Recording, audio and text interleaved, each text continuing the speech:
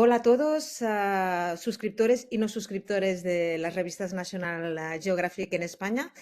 Hemos convocado esta charla de actualidad y casi diríamos de urgencia a raíz de la tragedia ocurrida en Valencia, donde una dana provocó hace 2 semanas una de las catástrofes por causas meteorológicas más graves de nuestra historia, con una cifra de fallecidos altísima. Hoy son 217 y numerosísimos daños materiales. Ahora mismo hay más de 70 municipios afectados y se cree que directa o indirectamente ha afectado a 900.000 personas. Para hablar de la dana, para hablar del clima, para hablar de lo que ocurre y de lo que nos espera a corto y a medio plazo, para saber más sobre esto que afecta tantísimo a nuestras vidas y un ámbito en el que National Geographic tiene mucho que decir. Hoy hemos invitado a Javier Martín Vide. Javier Martín Vide es catedrático emérito de Geografía Física de la Universidad de Barcelona y estamos encantados de que hoy esté con nosotros y nos aclare estos aspectos. Hola, Javier, profesor. Hola, muchas gracias por la invitación. Justo hace 2 semanas vivíamos esta tragedia en Valencia, pero parece ser que la dana sigue amenazando, ¿no? ¿Es la persistencia una de las características de esta perturbación? Bien, en la fecha de hoy estamos sufriendo ya los efectos de una nueva dana, pero es verdad que la dana que asoló comarcas de Valencia y de otras comunidades limítrofes tuvo bastante persistencia, duró varios días y además sus efectos más graves, las lluvias más torrenciales, estuvieron ocurriendo en las mismas áreas durante muchas horas. Ujú. Explícanos algo básico. ¿Qué es una dana? ¿Cómo se forma una dana? Bien, la expresión o la palabra, el término DANA, es unas siglas, un acrónimo que deriva de depresión aislada en niveles altos. Dicho de una forma más simple, es una borrasca y quienes lo siguen saben que una borrasca suele ir asociada a mal tiempo, a tiempo lluvioso, a veces tiempo tormentoso. Pero es una borrasca que se aprecia en altura y por altura entendemos a unos 5.000 metros y por encima de ese nivel. No aparece habitualmente en los mapas del tiempo de superficie. Tiene un poco de carácter sorpresivo, aunque los modelos meteorológicos pronostican muy bien su formación y su presencia en nuestras latitudes. Ujú. Se dice que no tiene reflejo en superficie. Quiere decir que nosotros no la percibimos tampoco, ¿no? Bien, los mapas del tiempo no aparece con aquellas líneas que llamamos Ujú. técnicamente isobaras y con una B en su centro. Solamente eso aparece en un principio en altura. Es una borrasca en altura que va asociada a aire frío en su seno, con lo cual tenemos ahí encima de nosotros una borrasca, ojo, mal tiempo y al mismo tiempo una borrasca también asociada con aire frío. ¿Por qué se aísla? ¿Por qué aparece aislada? Sí, es una buena pregunta. Es debido a su formación. De hecho, en unas latitudes medias y altas, por encima de la península ibérica, suele circular en niveles altos de la atmósfera, esos 7, 8, 9 mil metros de altitud, un flujo de aire muy veloz de oeste a este, de poniente a levante, que llamamos la corriente en chorro. Pero como todo fluido en la naturaleza, un curso fluvial o un flujo de aire, pues no se mantiene en rectilíneo en un planeta en rotación como el nuestro, ¿verdad? Como todos, y en un planeta esférico, sino que se ondula ese flujo. Hay ondulaciones, ondas, meandros, como en un río. Pues bien, los meandros tienden a agravarse, a hacerse más intensos y llega un momento en que se estrangula un meandro y queda encarado hacia las latitudes de la península ibérica y en general del sur de Europa una especie de gota, de ahí su nombre antiguo de gota fría, Mucha una fría, ¿no? especie exactamente, que hemos abandonado porque ese término se devaluó, pues bien, queda aislada con una circulación típica de borrasca en latitudes más bajas, pues esa masa de aire frío que es además una borrasca. Mientras que ese flujo aéreo tan intenso, esa corriente en chorro se reconstruye en el norte de Europa de nuevo y en esas latitudes. Por lo tanto, queda aislada una borrasca próxima a nosotros en altura y con aire frío. Ujú. Y esto sucede sobre todo en otoño, ¿es así? Bien, puede ocurrir en cualquier momento del año. En un principio ha habido danas en todas las estaciones del año, pero los efectos potencialmente más lesivos para nuestros bienes, para nuestras infraestructuras, para nuestra vida, suelen ocurrir en otoño, porque ese aire frío en altura contrasta mucho con un mar, el Mediterráneo, caliente tras un largo y asoleado verano. Hemos estado batiendo récords de temperatura en las aguas someras próximas a las Baleares en los últimos 2 veranos. Se han Ujú, llegado a medir más de 30 grados puntualmente. Pues bien, ese calor del Mediterráneo en otoño contrasta mucho con el aire frío en altura y eso da lugar a una gran inestabilidad atmosférica porque el aire cálido asciende, es más liviano, más ligero y al enfriarse con esa masa de aire superior tan fría, pues se condensa su vapor, que es muy importante. El Mediterráneo evapora, por ser caliente, ujú. mucha agua y da lugar al desarrollo de nubosidad muy importante y finalmente lluvias, precipitaciones, decimos, que tienen a menudo carácter torrencial. Ujú. O sea que por una parte tendríamos esta depresión aislada, por otra parte tendríamos una corriente de chorro frío, ¿no? De este a oeste. Sí, Y por el otra parte, origen. vale, en origen, y luego por otra parte, este mar Mediterráneo Sí, que estando muy caliente, ¿no? Hace que ¿no? En el ascenso, ¿no? Digamos, de lo que sería, sí, ¿no? El sí. aire, choque con ello. Entonces, a mí me gustaría saber, este mar que se calienta más últimamente, ¿es así? Sí, es así. Es así porque está aumentando la temperatura del Ujú, aire en superficie, el calentamiento global está plenamente constatado, la cantidad de datos disponibles de las estaciones meteorológicas, de los satélites, indicadores naturales, nos muestran un planeta más cálido, pero no solamente del aire, sino también de las aguas marinas. Empezamos a hablar ya de olas de calor marinas, algo que lo citábamos, desconocíamos hace unas décadas. Sí, tenemos un mar más caliente y es un mar más evaporante. Y el combustible, por decirlo de una forma gráfica, de las danas es ese vapor de agua que asciende cálido, ligero, asciende con un gran contenido de agua realmente y cuando se condensa en forma de gotitas de agua líquidas o cristalitos de hielo a partir de un cierto nivel, produce el desarrollo nuboso muy importante, nubes muy desarrolladas con un gran contenido hídrico que descargan a menudo de una forma brutal, compulsiva, y si se concentran en un determinado sector, luego el agua que queda en superficie, el agua que escurre por la superficie es violenta, impetuosa y produce esos daños que hemos visto tan graves. ujú. Si este calentamiento del mar es tan importante, si este cambio climático es un factor que ha sido determinante, ¿qué porcentaje, digamos, de culpa tiene el cambio climático en lo sucedido en Valencia? Pues cuando estamos ante un episodio meteorológico extremo como el de la Dana que hemos sufrido y quizás el de la actual, para saber si se debe en alguna medida al cambio climático hay que realizar un estudio que llamamos de atribución. No todo está relacionado con el cambio climático. Siempre hubo danas en el pasado, no es una novedad.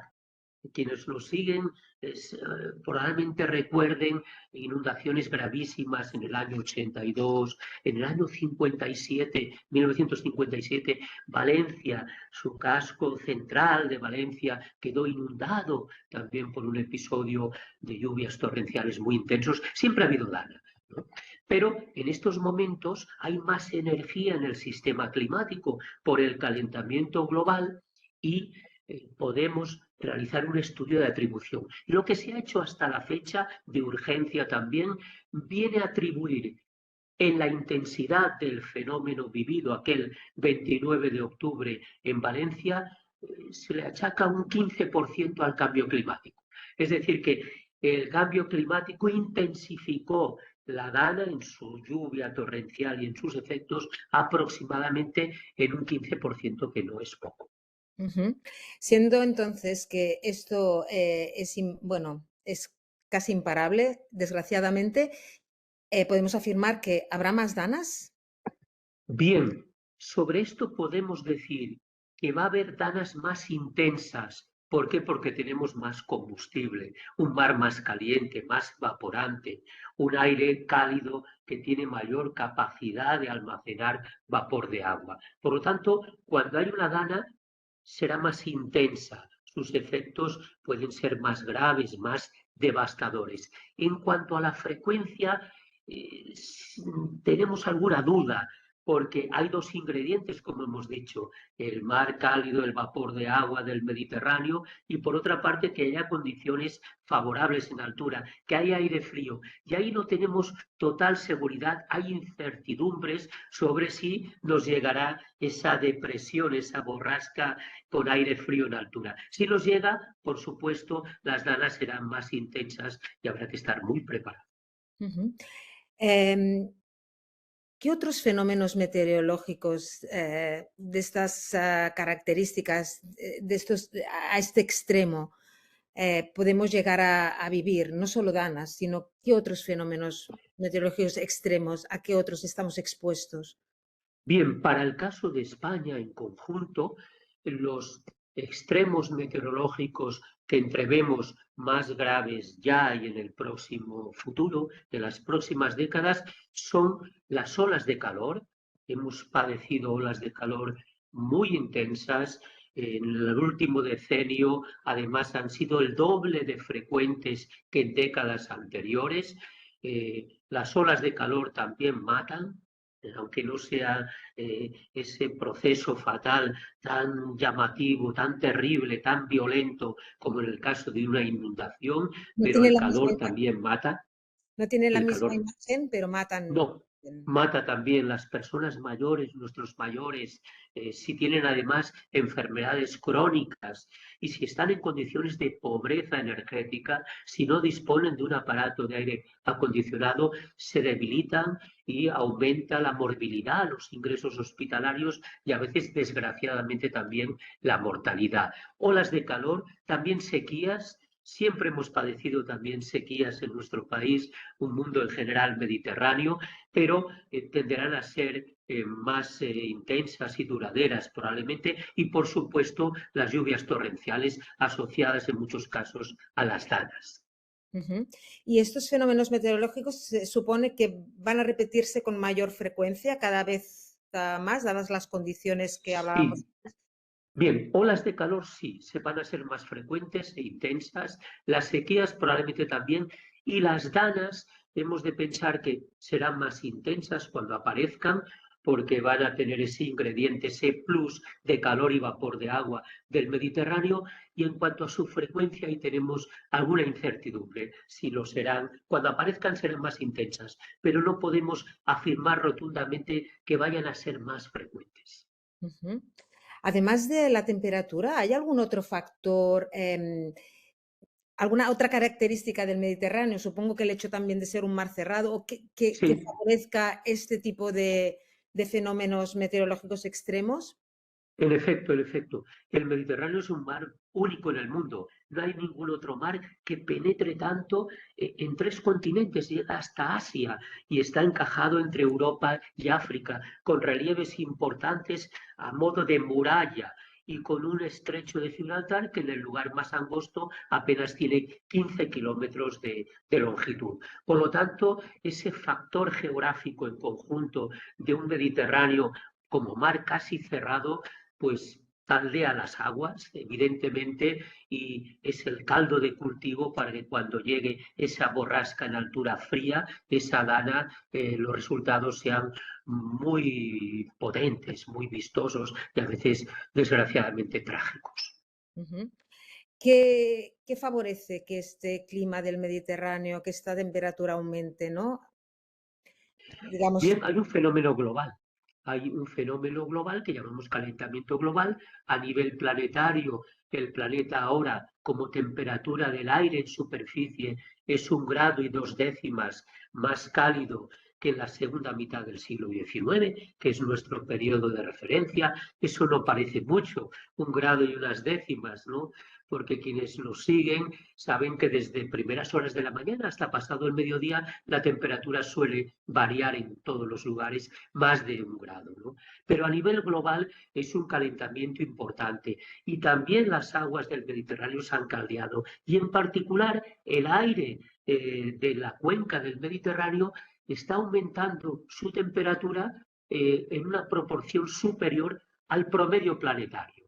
Y a veces se habla de un hotspot, de un área especialmente cálida, sensible. Sí, la cuenca del Mediterráneo y buena parte de España es más sensible al calentamiento que el conjunto del planeta. No es la región más crítica, eso es el Polo Norte, sí. pero sí que es cierto que es una región que está notando un mayor calentamiento. Ya estamos por 1,5 grados de calentamiento, mientras que el conjunto del planeta estaría en 1,2, en el Mediterráneo en 1,5. Ujú.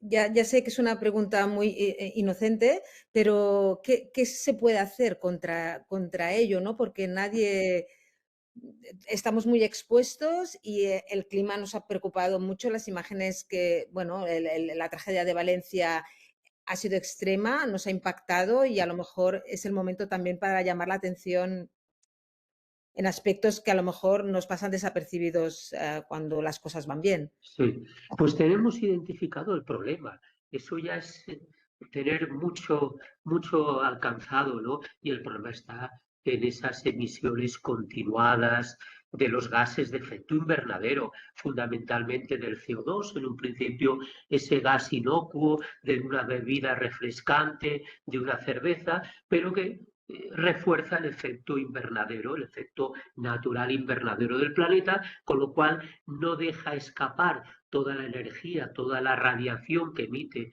la superficie, la absorbe y la devuelve hacia donde vivimos nosotros, hacia la superficie, con lo cual el planeta ve aumentar su temperatura año tras año. Por lo tanto, la solución fundamental es lo que llamamos mitigación, reducir al máximo de una forma decidida nuestras emisiones de gases de efecto invernadero. Si lo conseguimos, conseguiremos también al tiempo limitar el calentamiento a unos niveles razonables, pero hemos de hacer un esfuerzo mayúsculo ya.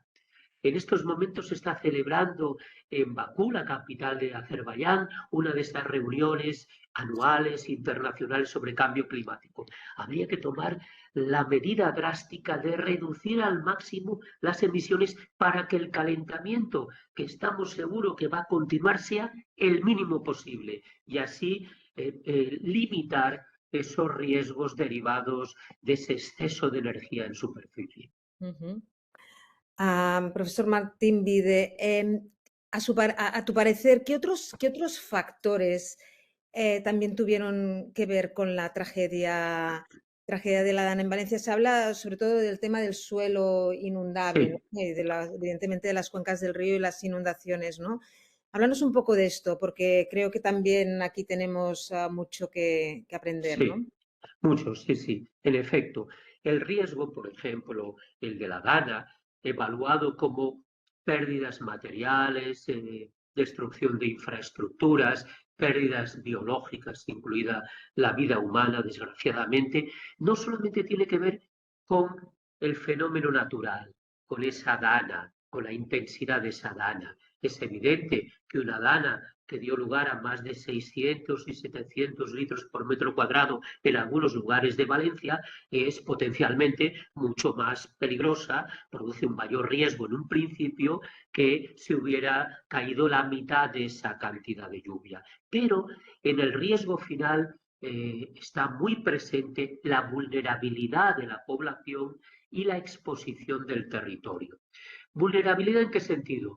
Si funcionan bien los servicios de protección civil, disminuyen esa susceptibilidad a padecer daños en la población. Si, por otra parte, los habitantes se autoprotegen, tienen cultura del riesgo, del peligro, si realizan o llevan a cabo actitudes, acciones que disminuyen la susceptibilidad a padecer daños. Todo eso, si hay buenas infraestructuras, todo eso va a disminuir la vulnerabilidad. Pero también el territorio es muy importante. Hay territorios expuestos a peligros de la naturaleza, las márgenes fluviales, que han sido ocupadas por infraestructuras, viviendas, vías de comunicación. Hemos maltratado el territorio durante décadas y eso ha producido un efecto gravísimo en las vidas humanas, ¿no? Por lo tanto, no solamente es la dana en sí, sino es también esa cultura del riesgo, esas protecciones civiles, etcétera, esa gestión del riesgo que hay que llevarla a cabo de forma urgente y de forma ordenada, organizada, y luego el territorio. Lo maltratamos en su día. No todos los territorios admiten cualquier uso. Entonces, tenemos ahora la consecuencia trágica de décadas de un mal uso del territorio y también, pues, todavía de una alta vulnerabilidad de nuestros conciudadanos en algunas áreas de España. Ujú. Una situación que además en algunos momentos parece del todo irreversible, ¿no? Bien, hemos de tener, y así lo planteo habitualmente, un espíritu positivo, no optimista. No podemos ser optimistas ante la catástrofe terrible que hemos vivido, ¿verdad? Pero hemos de ser positivos, proactivos, intentando mejorar las cosas, disminuyendo nuestra vulnerabilidad, tomando las decisiones adecuadas, no construyendo allí donde el territorio no permite, sin un riesgo para la vida, construir, poner vías de comunicación, establecer usos indebidos, ¿no? Por lo tanto, hemos de aprender de los efectos negativos de la tragedia. A golpe de tragedia, sabemos que no hemos de ir a sacar el coche del parking, ¿no? Cuando se avecina una tempestad o cuando ya ha comenzado, porque puede ser una trampa de muerte para nosotros, ¿no? Hemos de intentar sacar consecuencias provechosas para el futuro, para nosotros y para nuestros descendientes. Y hemos de gestionar bien estas situaciones, tomando las decisiones que convengan para salvar la vida en el último extremo, ¿no? Tenemos que aprender y hemos de plantear toda esta tragedia con un espíritu, insisto, no optimista, porque no hay motivos para ello, pero sí positivo. Ujú. Particularmente, Javier Martín Vide, ¿qué te ha sorprendido de este fenómeno concreto, este reciente a ti?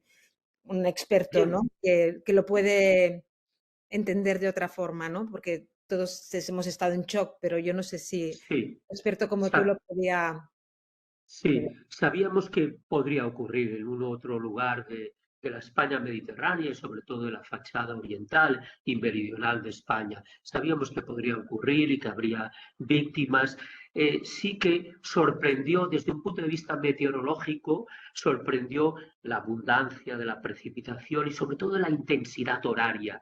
Hay un dato en Turís, a 30 kilómetros de Valencia, que en una hora cayeron 180 milímetros. Eso supone 3 litros por metro cuadrado cada minuto durante una hora. Es una intensidad altísima, récord en España en cuanto a intensidad en una hora. también sorprendió un poco, pero estamos en el límite del conocimiento, que se subestimó esas cantidades por la predicción meteorológica, pero son los modelos meteorológicos. Ahora sí que la sorpresa mayúscula es el número de fallecidos, de muertos, de desaparecidos, que es elevadísimo ya en el siglo XXI, ¿no?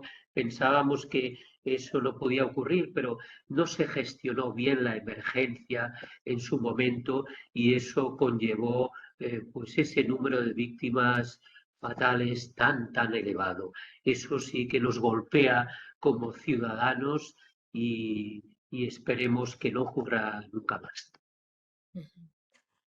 Bueno, profesor, pues con este mensaje y con estas palabras, damos por finalizado esta charla de actualidad y yo casi diría como de emergencia, ¿no? En la que hemos aclarado muchísimos aspectos sobre nuestro clima y sobre nuestro futuro próximo.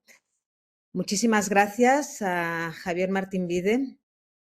Gracias a ustedes por la amabilidad de escucharme y por la confianza. Muchísimas gracias. Muchísimas gracias a todos los que nos habéis seguido en esta charla de actualidad y hasta la próxima. Gracias.